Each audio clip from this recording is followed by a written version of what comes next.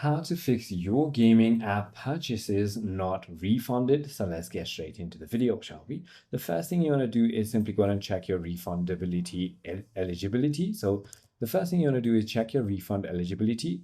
All you need to do is simply go ahead and check in with the refund policy. Most stores have a time limit, like within 14 days, and items like in-game currency or digital content may not be refundable. Then you can simply go ahead and review your purchase and history to go ahead and confirm the transaction, like the note of order ID, date of purchase, amount charged. You can also go ahead and request refund from the store itself, whichever application that you've gotten the game from, or even better, you can contact the game developer's support team. If none of it works, you want to simply go ahead and use your payment provider as the last resort by simply performing a chargeback. I hope this video clarifies everything for you. If you have further more queries, feel free to comment down below and I'll see you on the next one.